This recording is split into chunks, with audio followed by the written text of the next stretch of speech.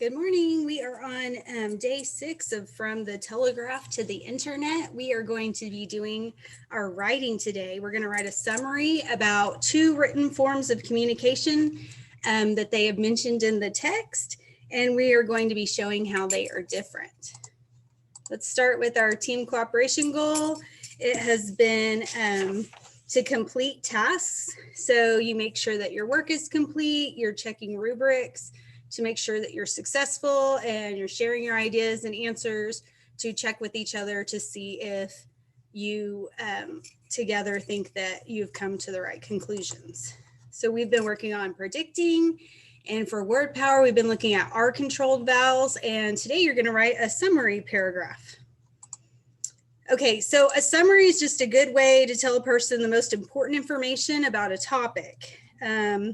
Think about a book or movie you've just recently read or saw. Would you tell a friend about everything in the movie or just the most important parts?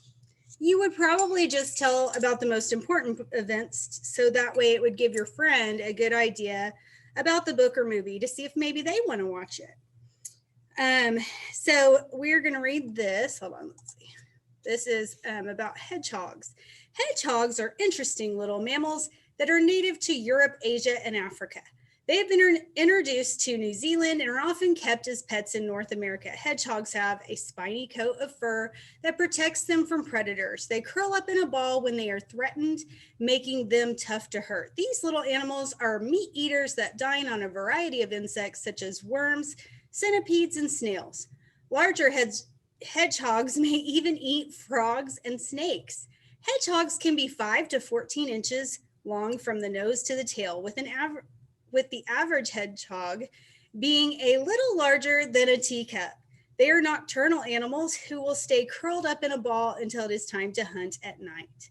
They also hibernate in the winter in colder climates and sleep through the drought and heat in the desert climates.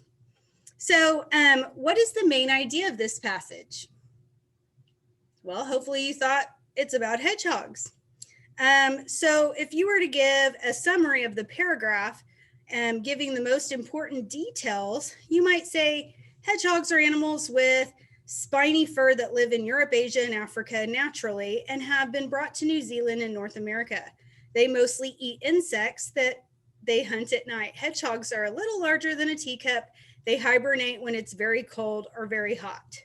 When you summarize, you can leave out the very specific information, such as the size and inches of a hedgehog or exactly what insects they eat. So you're going to write a summary about 2 written forms of communication written in from the telegraph to the internet, and you're going to tell how they're different. Let's look at our writing prompt. It says, you read about how letters were the only way to send messages long distances for a long time. Later on, we invented telegraph machines and computers. You're going to write a summary about at least 2 forms of written communication. Begin your summary with a sentence that tells the main idea. Provide at least 2 details about each form of written communication. Remember that your summary should show how they are different. Your paragraph should end with a sentence that restates the main idea. So here's our scoring guide. So you get 30 points if your summary explains and shows the differences between 2 forms of written communication from the text. You get 15 points if your summary begins with a sentence that introduces the main idea.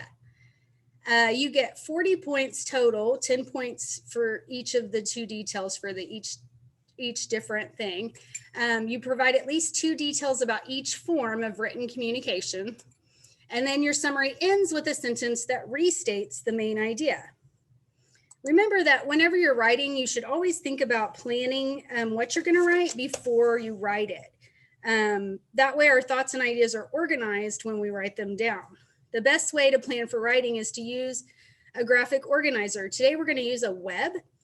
This will help us put our thoughts in the right order as we write our summaries. Okay, so for example, if you're doing this at home, you're watching at home, I'm going to show you this. Let me get closer.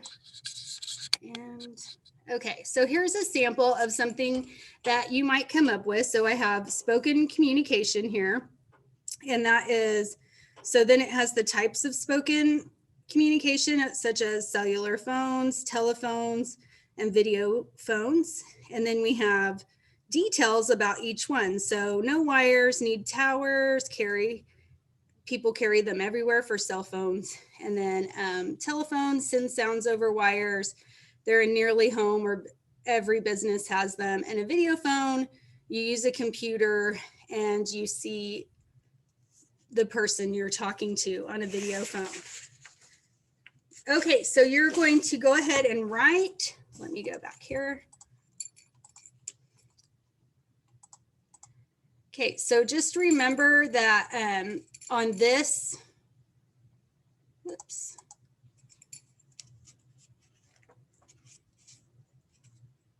Oh, okay, so if I were going to summarize, I'm going to show you this. I might say something like, people have used letters and email to send written messages to family and friends. Handwritten letters used to be the only way to send a written message. It could have taken days for a letter to travel from your house to a friend or family member's house. Now people can send emails to their friends or family using a computer, and the internet. Emails arrive in another person's email box almost instantly. People have come up with newer inventions to send written messages more quickly. Okay, so let's go back a little bit. So make sure that when you're writing your summary, that you are doing the differences between two forms of written communication in the text. Okay, so we're talking about written communication when you're writing. You're doing your main idea about those two forms. Make sure it ends with those main two written forms. And then you're adding 2 details for each of those written forms, and then you will get your total points. And that is our lesson for today. We've been talking about how to write this summary paragraph to describe the 2 types of written messages that you might use.